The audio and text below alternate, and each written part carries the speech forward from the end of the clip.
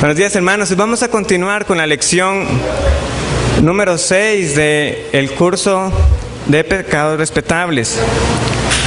Hay bastante esta mañana, entonces tengo el temor de correr muy rápido por tratar de abarcarlo todo y al final terminemos igual a tiempo o que más bien no nos vaya a alcanzar. Entonces no voy a detenerme mucho en el repaso de la semana pasada, que yo acostumbro para ubicarnos en el hilo de la lección. Nosotros la semana pasada estuvimos viendo el pecado de la impiedad. Si tuviéramos que empezar por un pecado, vimos que no iba a ser el orgullo, no iba a ser la ansiedad, sino la impiedad, la que es la raíz de los demás pecados. ¿Por qué? Porque la impiedad del ateísmo práctico es hacer a Dios a un lado, es cada momento de nuestra vida en la cual lo que Él dice y su ser no es relevante para nosotros. Y entonces, ¿en qué nos diferenciamos de los que se declaran ateos a sí mismos o humanistas seculares? Parece que no habría mucha diferencia. Por lo tanto, es un pecado del que debemos arrepentirnos. Solemos asociar la impiedad solamente con aquellos que tienen una vida abierta de injusticia, pero no es así. Nosotros mismos podemos ser culpables de esta actitud hacia Dios. Es vivir con poco o ningún pensamiento de la gloria de Él. Vimos que uno de los indicadores de la impiedad es nuestro escaso deseo por una relación íntima con Dios. Y yo le puse ahí dos ejemplos. Es como comparar cuando el esposo que está enamorado de su esposa. Hay un deseo por estar con esa persona, pero parece que mostramos más deseo por eventos como un viernes negro para ir a adquirir lo que hemos codiciado. Ayer leía la noticia de que más de 1,000 personas estuvieron haciendo fila para estar en una tienda de ropa que inauguraron en un mall reciente por comprar ropa. Y sin embargo, nuestros deseos por estar con Dios no alcanzan lo que muchos sí ponen empeño por lo que están anhelando. Tal parece que las palabras que leemos en los Salmos, donde se describe el salmista como un siervo que está buscando por las aguas, de que su carne desfallece por estar con el Señor, parece como una experiencia extraña, como ¿es posible que nosotros podamos hablar de esa manera? Debemos reconocer entonces que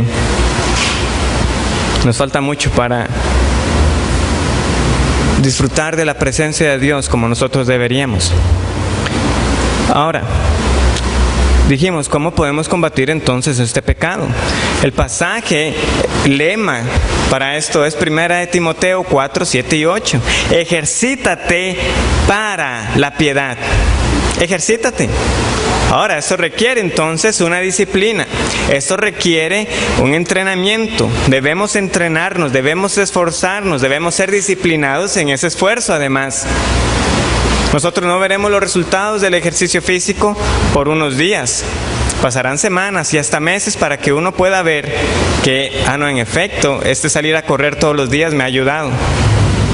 Pero por correr 2 días, será poco el beneficio. Es por eso que la palabra que nosotros leemos ahí de disciplínate o ejercítate es la palabra que nosotros tenemos en español ahora para gimnasio, porque requiere ese nivel de entrenamiento. Entonces, esta mañana quiero incluir un pequeño apartado, eso no viene en el libro base del curso, sobre las disciplinas espirituales. Porque si somos llamados a ejercitarnos para la piedad, ¿cuáles son las disciplinas que nos van a ayudar para esto? Muy bien. Primero una definición. Ahí comparto una que es de el pastor y profesor Donald Whitney. Él fue el que dio la conferencia el año pasado en IBCJ. Son medios ordenados por Dios a través de los cuales nos traemos nosotros mismos delante de Dios para experimentarle a Él y ser transformados a la imagen de Cristo. Dice también, si el Señor pudiera ser comparado con un río puro de agua de vida, las disciplinas espirituales serían los medios por los cuales venimos a ese río a beber de él, a sumergirnos en él, nadar en él, alimentarnos de él, bañarnos en él e irrigarnos con él. Esas son las disciplinas. Si nosotros sabemos que él es la fuente de agua viva, ¿qué debemos hacer nosotros? Ir a esa fuente entonces. Pero las disciplinas serán el medio que nos ayudarán. Ahora, entre muchos autores y pastores, cada uno tendrá su propia lista. Hay una que no incluí aquí porque era demasiado extensa. Era una lista como de 55 disciplinas espirituales. Obviamente, muchas yo veía que se podían poner en una sola categoría, otras realmente no eran disciplinas, pero lo que estoy diciendo, algunos criterios pueden variar. Aquí estoy compartiendo, por ejemplo, cómo el pastor Sugel Michelén las divide. Él tiene dos categorías, las personales y las corporativas. En las personales tenemos la lectura, meditación y memorización de las escrituras, la oración privada, la adoración privada, el ayuno y el estudio. Pero nosotros no somos seres aislados, estamos en una congregación. Por lo tanto, también hay disciplinas corporativas. ¿Cuáles son estas? La adoración congregacional. Esto no se limita solamente a la alabanza, es también la predicación, el tiempo de dar las ofrendas, la oración corporativa, la cena del Señor, la comunión con los hermanos. El pastor Donald Whitney, en el libro de él tiene una lista de otra manera. Voy a pasar un tiempo en esta primera que es de la meditación, porque para mí es de donde van a ser lo demás. Sin meditación en la palabra de Dios, lo demás va a tener poco resultado. Entonces, ese ejemplo que pongo ahí es la ilustración que él usa para explicarlo. ¿Qué es meditar en las Escrituras? Pensemos que meditar en las Escrituras es preparar una taza de té. Nosotros servimos el agua, tenemos una bolsita y sumergimos. Ahora, si yo meto la bolsa de té y la saco rápidamente, es un poquito de tinta, nada más lo que se suelta, ¿verdad? Ya el agua no es la misma, pero tiene pocos resultados. Si yo me tomo eso no va a saber a té. Para que sepa té, debo remojar y al final yo dejo esa bolsa que se sumerja y suelte todo. Asimismo, es la meditación en la palabra de Dios. Si yo simplemente leo apresuradamente por la mañana unos versículos y me voy, eso es como cuando yo metí esa bolsa y la saqué rápido. ¿Tendrá algún efecto? Sí, pero muy poco. ¿Es preferible a nada ir a algunos? Sí, pero no es lo ideal. Eso no es meditar en la Escritura. Porque hay que recordar los pasajes como Josué 1:8. No se apartará de tu boca este libro de la ley, sino de día y de noche meditarás en él. Pero entonces uno dice, es que yo no puedo pasar leyendo la Biblia todo el día. Es que la meditación en la Escritura no es leer todo el día. Es leer una porción y reflexionar en ella. Es escudriñarla, es pensarla, es estudiarla. Por eso, si nosotros nos sumergimos en la palabra de Dios, así será entonces nuestra meditación en ella. Nuestro pensamiento empezará a impregnarse de la palabra de Dios. Y tal como el té, ya seremos entonces afectados por esa meditación en la palabra de Dios.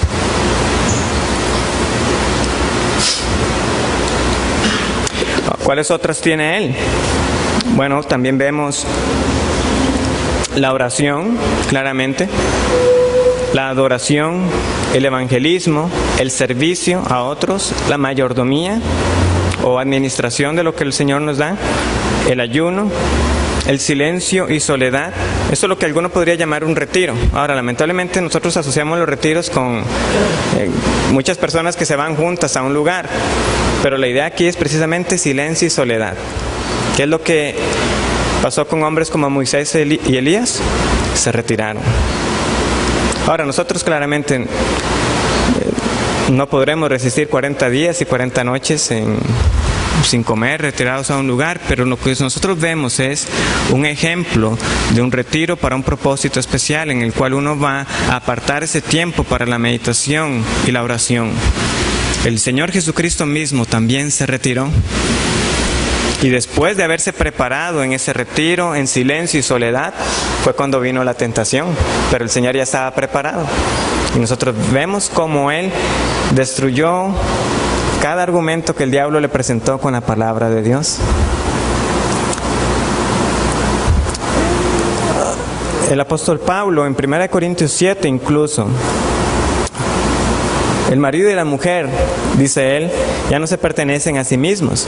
El cuerpo ya no es del hombre, sino que le pertenece a su mujer, y el cuerpo de la mujer ya no es para ella, ahora es su marido. Pero vemos una cláusula donde él mismo indica: no os neguéis a vosotros mismos, salvo por un tiempo de mutuo acuerdo, para dedicarse ¿qué?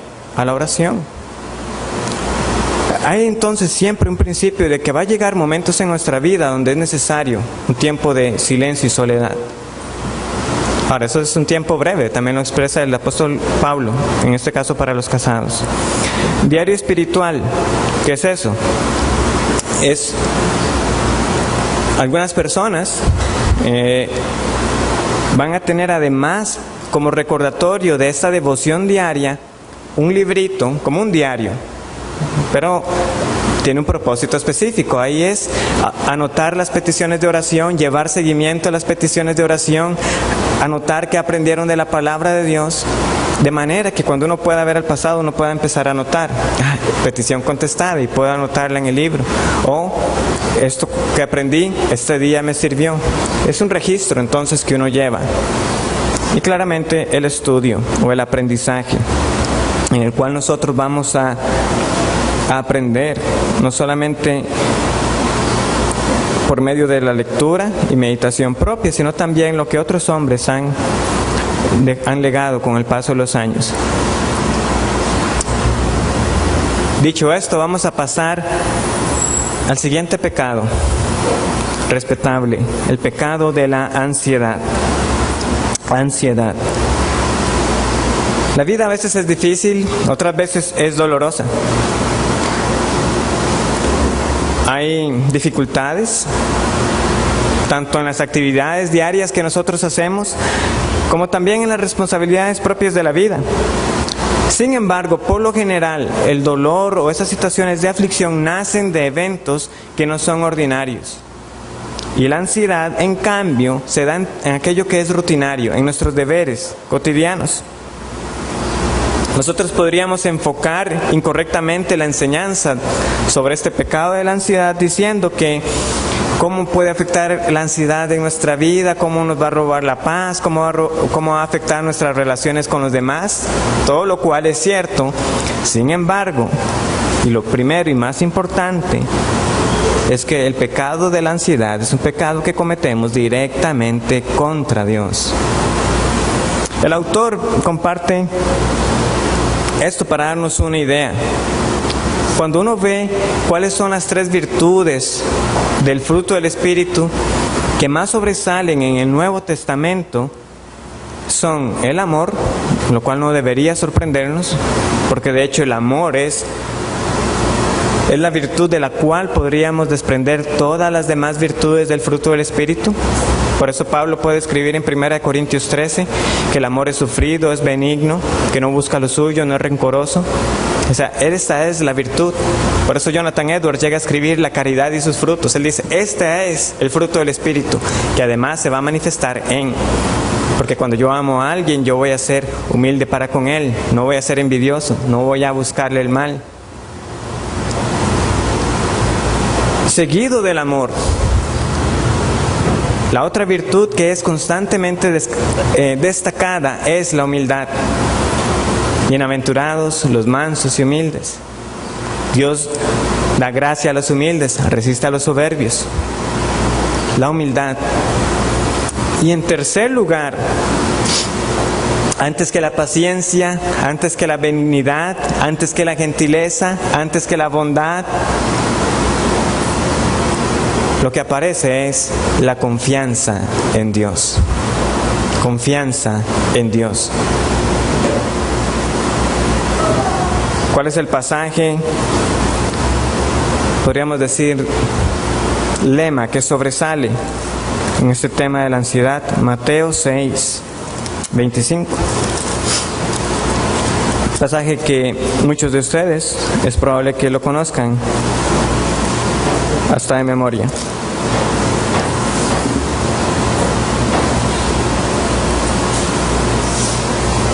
Algunas van a tener un subtítulo que dice el afán y la ansiedad. Leemos así: por tanto os digo, no os afanéis por vuestra vida, qué habéis de comer, qué habéis de beber, ni por vuestro cuerpo, qué habéis de vestir. ¿No es la vida más que el alimento y el cuerpo más que el vestido? Mirad las aves del cielo, que no siembran, ni siegan, ni recogen en graneros, y vuestro Padre Celestial las alimenta. ¿No valéis vosotros mucho más que ellas? ¿Y quién de vosotros podrá, por mucho que se afane, añadir a su estatura un codo? Y por el vestido, ¿por qué os afanáis? Considerad los lirios del campo, cómo crecen, no trabajan ni hilan. Pero os digo que ni aun Salomón con toda su gloria se vistió así como uno de ellos. Y si la hierba del campo que hoy es y mañana se echa en el horno, Dios la viste así, ¿no hará mucho más a vosotros, hombres de poca fe? No os afanéis, pues, diciendo, ¿qué comeremos, o qué beberemos, o qué vestiremos? Porque los gentiles buscan todas estas cosas, pero vuestro Padre Celestial sabe que tenéis necesidad de todas estas cosas. Mas buscad primeramente el reino de Dios y su justicia, y todas estas cosas os serán añadidas. Así que no os afanéis por el día de mañana, porque el día de mañana traerá su afán. Basta a cada día su propio mal. ¿Cuál es la palabra que aparece constantemente? No os afanéis, no os afanéis, no os afanéis. ¿Cuál es su afán? Comida, no se afane. Bebida, no se afane. Vestido, no se afane. El mañana, no se afane. También podemos ver esta confianza que debemos tener en Dios y cómo este pecado de la ansiedad es expuesto por las palabras que Cristo también comparte cuando dice no temáis. Podemos buscar en Mateo 10, 31.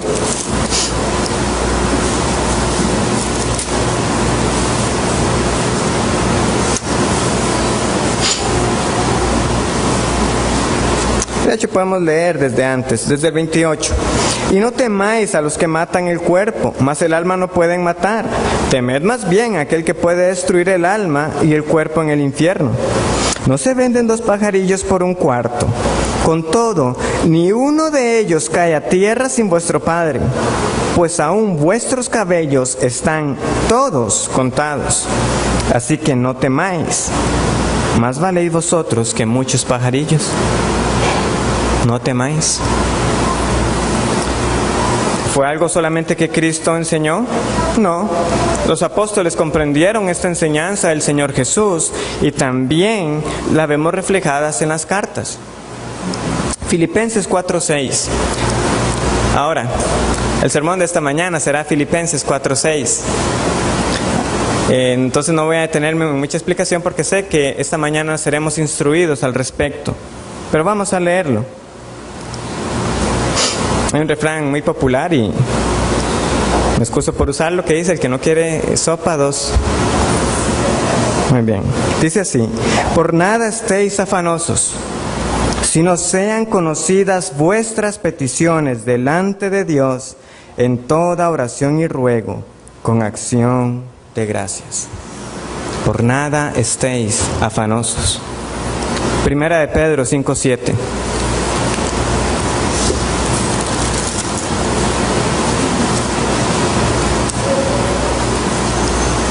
Echando toda vuestra ansiedad sobre Él. Echando, descargando, dándoselo a Él. ¿Por qué? Porque Él tiene cuidado de vosotros.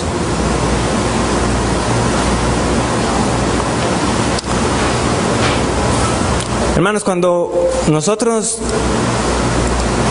le decimos a alguien más, si usted viene y me dice a mí, o yo le digo a usted, no tema, confíe en Dios, o no se afane, no se ponga ansioso. Por lo general estamos buscando una de dos cosas: o estamos buscando animar a la persona, o estamos buscando corregirla. Es decir, vea, usted se está poniendo afanoso por esto. Pero cuando es el Señor Jesucristo quien nos dice, no os afanéis, no temáis, y cuando los apóstoles inspirados por el Espíritu Santo escriben, echen toda su ansiedad, no estén afanosos, eso no es simplemente una recomendación o un consejo para animarnos, eso tiene la fuerza de un mandamiento moral. No debemos afanarnos. En otras palabras, cuando lo hacemos estamos pecando. Es la voluntad de Dios que nosotros no estemos afanados, que no estemos ansiosos. En el contexto de Filipenses hemos visto, se está hablando del gozo. El momento que nosotros damos campo a la ansiedad, ese gozo que solamente Jesús da, es quitado. No son lo mismo y no pueden estar ocupando el mismo lugar. Pero alguno dirá, ¿por qué es pecado? ¿Por qué? Porque en primer lugar es desconfianza en Dios. Cuando yo estoy ansioso, cuando yo estoy temiendo, yo lo que estoy haciendo es desconfiar en Dios. Yo la semana pasada y hoy les recordé este ejemplo. O sea, si el esposo que está enamorado de su esposa quiere estar con ella, pero imagínense en qué duro sería para este hombre entonces recibir palabras que dijeran, yo no confío en ti, yo no creo que usted esté cuidando de mí, yo no creo que usted me ame. Eso es lo que estamos diciendo con la ansiedad. Le estamos diciendo a Dios, sí, yo estoy leyendo en su palabra que usted cuida de los pajarillos, que cuida de la hierba, pero usted no cuida de mí. Es lo que estamos diciendo cuando nos ponemos ansiosos. No estamos creyendo a la palabra de Dios, de que aún nuestros cabellos están todos contados. ¿Quién de nosotros se preocupa cuando se le cae solo un cabello? Uno solo. Nadie. Y se cayó uno. Lo preocupante es cuando uno dice, se me está cayendo un montón. Pero uno solo, a nadie. No hay nadie que se alarme por eso. Y aún así Dios tiene contados cada uno de nuestros cabellos. Él sí se preocupa por eso. Él lo tiene en cuenta. Y aún así, no creemos que tenga cuidado de nosotros. De que se preocupa más por los pajarillos. Esos pajarillos que se mencionan eran los más baratos. Cuando la gente pobre no tenía para presentar la ofrenda, esos eran los pajarillos que se compraban para que pudieran presentar la ofrenda. O sea, los más insignificantes, que cuando usted pasa por la calle no les da importancia. O sea, las palomillas, los anates, lo más común que usted se puede imaginar. Dios tiene cuidado de ellas. Y el Señor dice, no valéis vosotros más. Si estamos en el Señor, nosotros somos sus hijos. Cuando nosotros leemos que Él tiene cuidado de nosotros, es porque realmente lo tiene. ¿Cómo no vamos entonces a descargar toda nuestra ansiedad sobre Él? Eso es lo que estamos diciendo. Con la ansiedad, estamos desconfiando en Él. En segundo lugar, es una falta de aceptación de la providencia de Dios en nuestra vida. Es una falta de aceptación de la providencia de Dios en nuestra vida. Les he puesto una definición de providencia. ¿Qué queremos decir con providencia de Dios? Es aquella operación divina por la cual Dios cuida de todas sus criaturas, manifiesta su actividad en todo lo que ocurre en el mundo y dirige todas las cosas hacia un fin predeterminado. O una más corta, ¿qué es la providencia de Dios? La orquestación de Dios de todas las circunstancias y eventos en su universo para su gloria y el bien de su pueblo. En ambas definiciones vemos, es Dios que está en control de cada momento, de cada instante, y que todo eso ha sido orquestado para que su nombre sea glorificado. Y para los que somos su pueblo, para que estas circunstancias sean para bien. Eso es la providencia de Dios. Y muchos creyentes tienen problemas con esta enseñanza. de que Dios de hecho orquesta cada evento de su vida. Pero entre nosotros mismos que abrazamos esta verdad bíblica de que esta es la providencia de Dios, de que todo lo que ocurre ha sido determinado de antemano por Él, la perdemos muy a menudo de vista. Muchas veces nos enfocamos en las causas inmediatas que están provocando la ansiedad en nosotros, en lugar de recordar que esas circunstancias están bajo el control soberano de Dios. Momento. Ok, sí, la situación puede ser difícil, puede ser dolorosa, pero debemos recordar, está bajo el cuidado y el control de Dios. Él no me va a dejar, y Él por alguna razón lo ha permitido, y eso debe acallar nuestras almas, debe traer paz a nuestros corazones.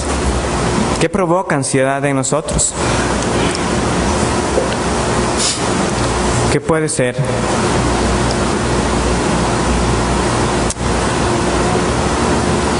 No es que nosotros estemos previendo que en cualquier momento pueda ocurrir un terrible accidente, aunque puede ocurrir, o un desastre natural. De nuevo, la ansiedad por lo general se va a demostrar en esas actividades cotidianas. Para algunos puede ser el hecho de no poder llegar a tiempo a una reunión. Usted sale, pensó que iba con buen tiempo y hay presas, hay accidentes, hay personas que lo llaman a medio camino, un montón de circunstancias como que lo están deteniendo de poder llegar y uno empieza a ponerse ansioso. Es estar presente en una reunión o en una actividad y nos pone ansioso el solo pensar de que no vamos a poder estar en ese evento. Nos pone ansiosos el pensar de que no tenemos estabilidad en el trabajo. Son muchas cosas que pueden ser y varían dependiendo cada uno de nosotros, pero de nuevo, esa ansiedad va a demostrar una de dos cosas: o que no estamos confiando en Dios, o que no estamos aceptando su providencia en nuestras vidas. Es decir, yo voy a estar pensando que lo mejor es que yo estuviera en X lugar, cuando lo que Dios ha determinado es que no estuviera. Y yo no voy a aceptar entonces y decir: Dios, tú eres más sabio que yo. Tú por alguna razón en tu agenda habías dispuesto que yo no estuviera ahí. Y eso es lo mejor para mi vida. Entonces ellas van a estar revelando una de dos cosas: o falta de confianza en Dios, o que no estamos aceptando su voluntad, su providencia para nuestras vidas. Voy a compartir para ustedes una carta que escribe John Newton, el autor de Sublime Gracia, a un amigo. Vean lo que él dice: una de las marcas de la madurez cristiana y que un creyente debe buscar es el asentimiento o la aquiescencia de la voluntad de Dios, fundada en la persuasión de su sabiduría, santidad, soberanía y bondad. En cuanto podamos alcanzar esto, estaremos guardados de la decepción. ¿Por qué? Porque nuestros puntos de vista son limitados y nuestros propósitos y deseos miopes. Y estos deseos serán a menudo denegados. No nos serán concedidos. Pero cuando nuestro deseo principal y dirigente es que la voluntad del Señor sea hecha, esta siempre será cumplida. Cuán importante es volvernos nosotros, tanto como criaturas y como pecadores, sumisos a la designación de nuestro Hacedor. Cuán necesario que es para nuestra paz.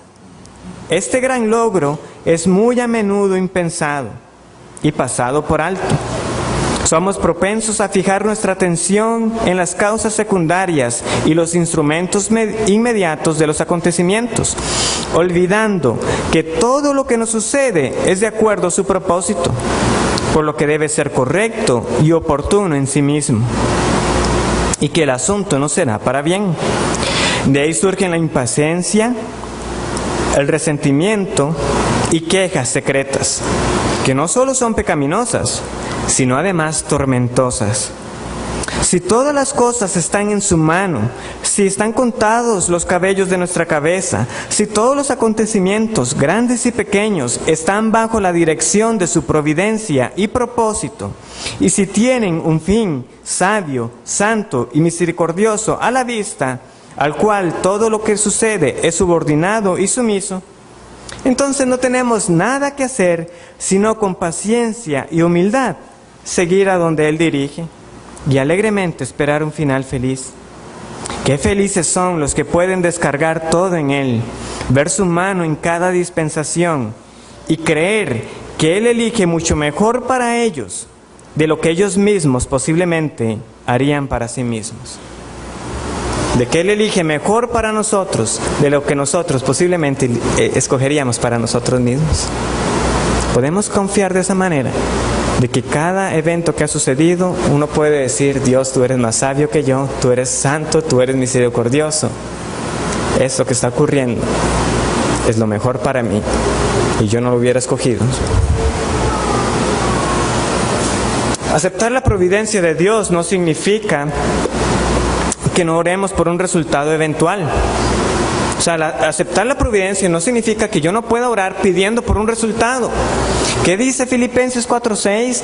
Por nada estéis afanosos, sino sean conocidas vuestras peticiones. Ese es el remedio para el afán. Ore al Señor y exprese cuál es el anhelo del resultado. Pero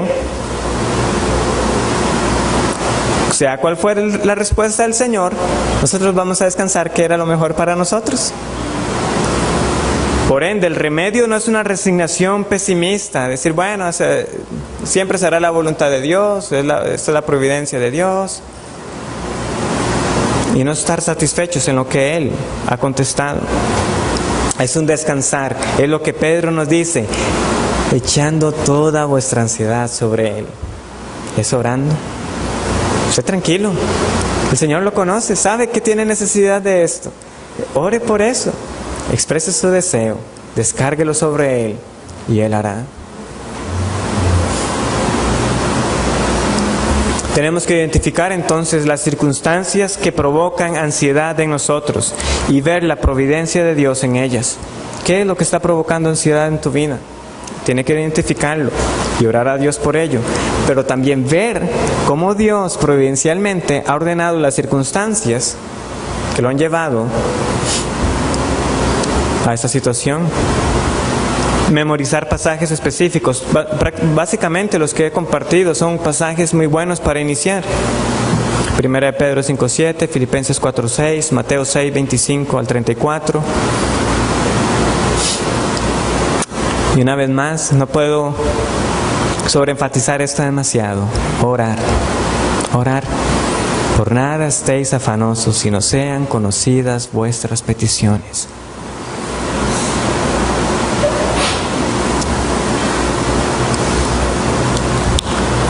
Hay un tipo particular de ansiedad llamada preocupación, aunque a veces es sinónimo de la ansiedad. Por lo general, nosotros hablamos de que algo nos preocupa cuando es más a largo plazo. Es decir, la ansiedad son esas circunstancias más cotidianas, de que tengo que entregar eso para mañana, de que la otra semana me piden esto. La preocupación tiende a ser a algo que es una situación en la cual nosotros nada podemos hacer y que es más a largo plazo. Son esos casos que nos quitan el sueño en la noche y que uno está pensando, ¿qué voy a hacer? Y se pierde el sueño. Y al final se da cuenta, bueno, nada puedo hacer, no está en mi mano. Pero siguen pasando las noches, las preocupaciones y los días, y esa situación sigue atribulándole, sigue afligiéndole, y nada puedo hacer. Eso es una preocupación. Hay que recordar una vez más las palabras del Señor. No os afanéis por el mañana. El mañana no ha llegado. ¿Por qué preocuparse por el mañana si no ha llegado? ¿Cuáles son casos típicos en estas preocupaciones cuando usted es padre y sus hijos están pequeños? Es, ¿qué pasa si yo llego a faltar? ¿Quién va a cuidar de mis hijos? Bueno, muchos de ustedes han visto ya a sus hijos crecer. Abriéndome un poco con ustedes, saben que mi matrimonio está cercano y uno dice, Señor, he esperado tanto por esto. Falta poco. Y si pasara esto o lo otro, no llegara al matrimonio. O si una vez casados pasara algo y no durara tanto como uno esperara que hubiera durado, y la muerte viniera a separar ese pacto. No os afanéis por el mañana.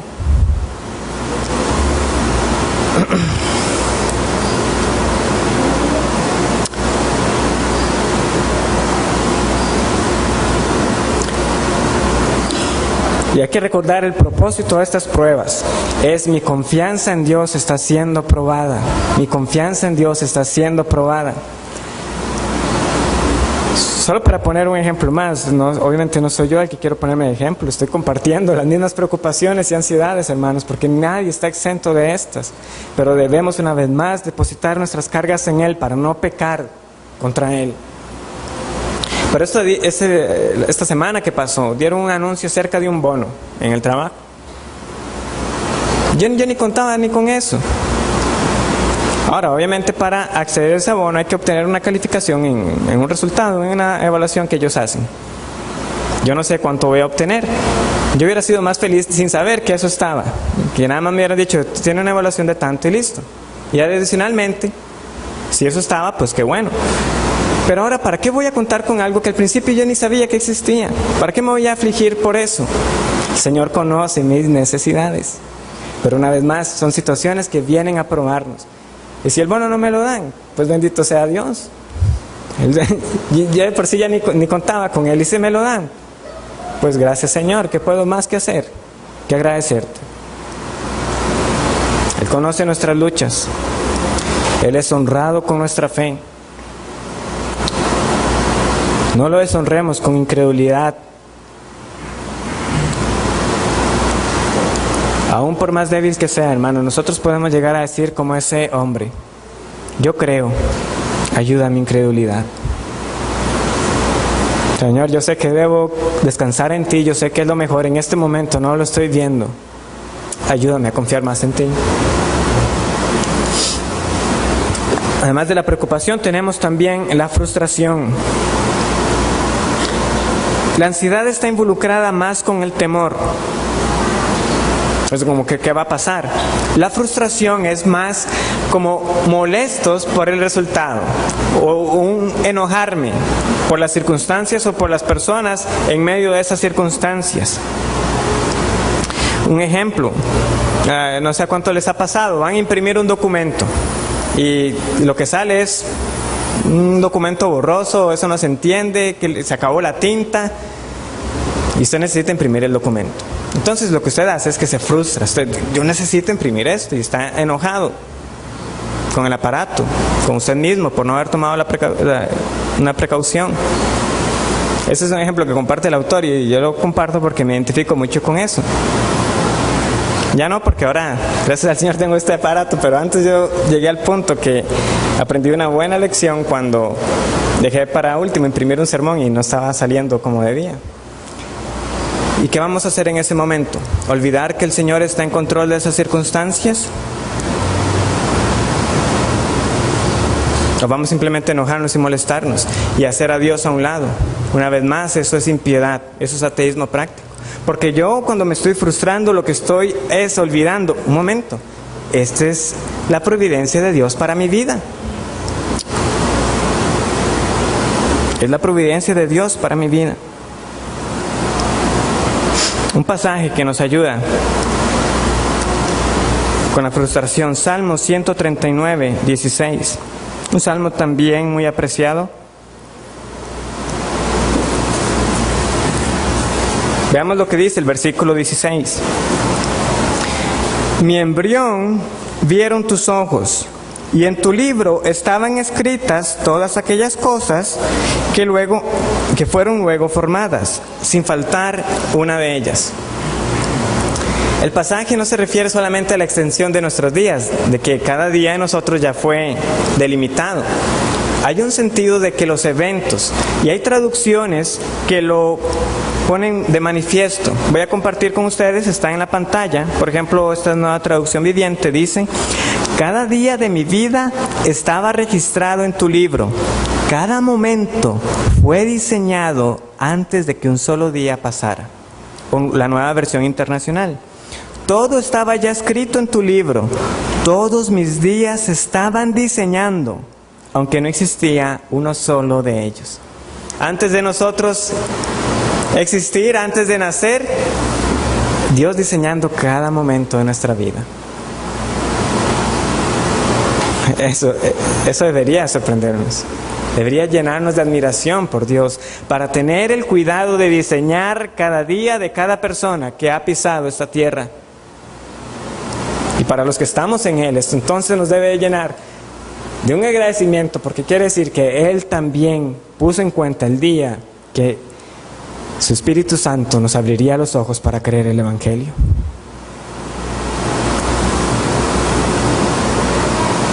No es ningún azar.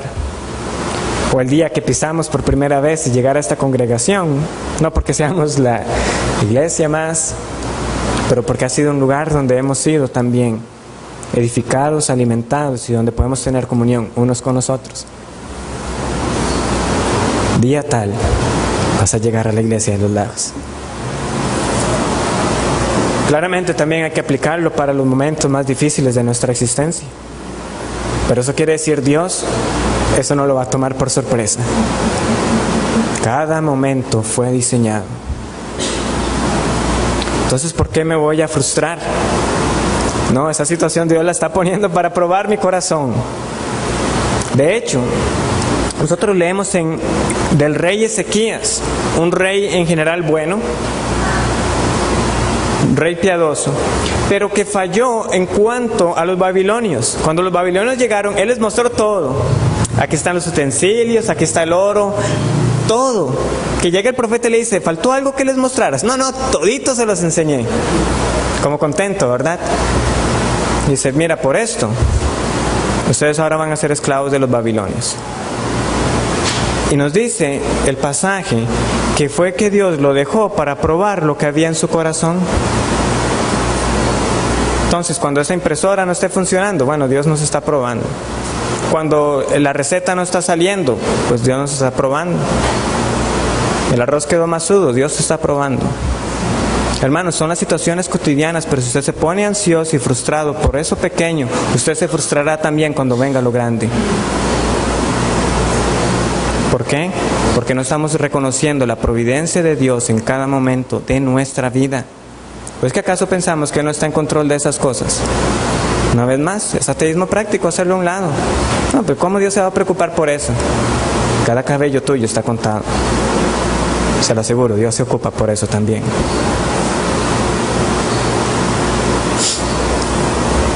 Entonces, ¿cómo vamos a luchar? Bueno, cuando venga esa situación que trae frustración a nuestra vida, debemos orar por sabiduría práctica. ¿Por qué? Porque al final de cuentas la situación que nos está frustrando debe ser resuelta. Es decir, debemos imprimir el documento, debemos preparar ese almuerzo, debemos terminar ese trabajo. O sea, la situación debe ser resuelta, pero yo debo pedir a Dios, Dios, dame sabiduría para responder en esta situación de forma adecuada, para glorificarte a ti y no pecar contra ti y poder entregar lo que tengo que entregar para poder hacer lo que tengo que hacer. Esa es la respuesta adecuada. No una frustración, no un enojo, no un malestar, no desquitarme con alguien que no tiene por qué. Y entonces pedir también por crecimiento en las áreas que fueron descubiertas por causa de la frustración. ¿Qué fue lo que pasó? ¿Fue falta de orden en mi vida? ¿Fue falta de disciplina? ¿Se puede solucionar levantándome más temprano?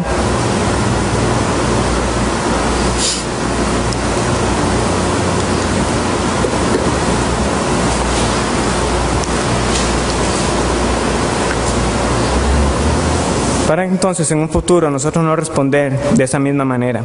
Hermanos, debemos recordar la ansiedad, la preocupación y la frustración son pecado. No podemos verlo como el mundo lo ve, como una respuesta natural. No, pero es natural cuando eso pasa y uno se molesta. No, es pecado. Así nosotros no debemos aceptar la ansiedad como parte de nuestro temperamento, así como ninguno de nosotros aceptaría el adulterio como parte de su temperamento. Son pecado. Podrán variar en su gravedad, pero siguen siendo pecados ante el Dios Santo.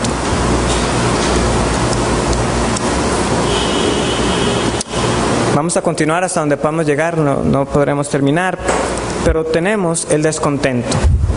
El descontento. El descontento, la insatisfacción, es el pecado que se origina frecuentemente de las circunstancias permanentes e inmutables con las cuales nada podemos hacer. Ahora, hay un descontento que es legítimo, es decir, cada uno de nosotros debería estar insatisfecho con su propia vida espiritual. Debemos reconocer que me falta crecer en mi vida espiritual. Porque en el momento que nos sintamos satisfechos, no, pues ya, estoy bien, vamos a dejar de crecer. Entonces nosotros debemos siempre estar con un grado de insatisfacción por nuestra falta de crecimiento. También debe provocar en nosotros una insatisfacción, un descontento, o algunos pueden llamar una ira santa o un enojo profético cuando nosotros vemos un mal en la sociedad. Los males en la sociedad deben provocar una reacción en nosotros. Ver el nombre de Dios pisoteado debe provocar una reacción en nosotros. Eso es legítimo. Lo que estamos hablando acá es de ese descontento pecaminoso. Muchas de las advertencias en la Biblia acerca del descontento están relacionadas con el dinero y las posesiones. Pero también, y la actitud quizás más prevalente en medio nuestro, es por esas circunstancias que nos ha tocado vivir y que nosotros simplemente no las aceptamos en nuestra vida. Vivimos sin gozo, vivimos quejosos. ¿Por qué? Porque no estamos aceptando eso en nuestra vida, esa providencia de Dios. Hay unos ejemplos que están ahí puestos, y yo aclaro, estoy poniendo la lista tal cual aparecía en el libro. Yo no estoy implicando que hermanos acá que hayan pasado, estén pasando por esto, estén pecando con descontento a Dios. Lo que estoy poniendo es a modo de ilustración para que nosotros veamos cuáles son las circunstancias que pueden traer esa insatisfacción en nuestra vida. Claramente la lista no es exhaustiva y puede ser ampliada, pero es para darnos un ejemplo. ¿Qué puede provocarlo? Un trabajo mal pagado, un trabajo en el que sentimos que no nos estamos realizando, estar soltero y una edad que ya está avanzando, incapacidad de tener hijos, un matrimonio desdichado, discapacidades físicas, una salud deteriorada permanentemente. Esas son situaciones que definitivamente pueden golpear la vida de uno y pueden traer un descontento. Pero yo aclaro, no siempre va a ser por situaciones así de dolorosas o más graves aún. Muchos de nosotros nos vamos a poner en un estado de insatisfacción por cosas que, pensadas en frío, uno dice, pero eso es una trivialidad.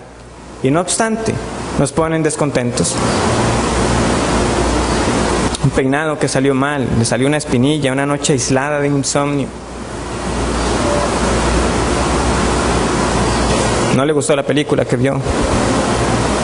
Son tantas cosas. Y simplemente uno dice, pierde su gozo, pierde su felicidad. Entonces lo que tenemos que ver es que no es el grado de dificultad, no es el dolor de la situación lo que va a determinar el descontento, porque hay personas con situaciones mucho más difíciles que las que nosotros estamos enfrentando y que no obstante están descansando en Dios.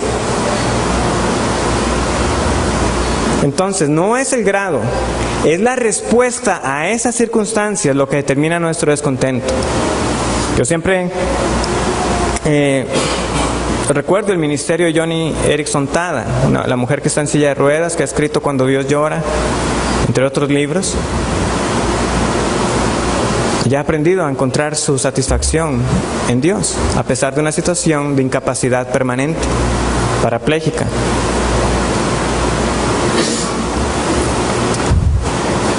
Y el autor cuando dice, cuando yo puse esa lista, yo no estoy escribiéndola porque yo sea exento a ellas. Él escribe cómo fue soltero hasta los 34 años, antes de poderse casar. Y con la mujer con la que él se casó años más adelante, su esposa va a morir de cáncer. Él cuenta que por la diferencia de edad y todo eso, él cuando tenía que ir a las actividades con sus hijos, por lo general él era el mayor de todos los padres. Y tenía entonces que participar en actividades con hombres más jóvenes que él. Y en todo era vencido. Es una situación de audición y visión permanentes. Yo también puedo contar, y no es el propósito, cada uno de nosotros puede relatar cómo algunos aspectos físicos o condiciones materiales han traído descontento en nuestras vidas. Con textura física, los ojos, lo que sea. ¿Cuáles son? Y Dios tiene que tratar con nosotros en cada una de estas. El tiempo se está terminando. Nada más quiero rescatar un punto que volveré la otra semana. Pero ustedes han visto que en particular el tema de la providencia y la soberanía de Dios sobresale en estos pecados. ¿Por qué? Porque nosotros debemos abrazarla para descansar en que Él está en control de todo esto. Y hermanos, si el Señor nos está concediendo algo particular en tu vida, y si usted realmente ha confiado en el Señor para salvación, debe quedarnos muy claro que no es falta de amor por la cual el Señor no nos está concediendo o no nos está librando. Él en ocasiones nos va a contestar: bástate mi gracia. ¿Y por qué nosotros podemos estar seguros que no es falta de amor? Porque si Él dio a su Hijo, dice Romanos, ¿cómo no nos dará también todas las demás cosas? ¿Qué mayor prueba le va a pedir usted a Dios que el amor que Él demostró en Cristo por usted al enviarlo a morir por sus pecados? No hay mayor prueba de amor que esa. Entonces, si hay algo que está ocurriendo en mi vida, definitivamente no es falta de amor de Dios para mí. Todo lo contrario, precisamente porque me ama, lo está permitiendo. Señor les bendiga.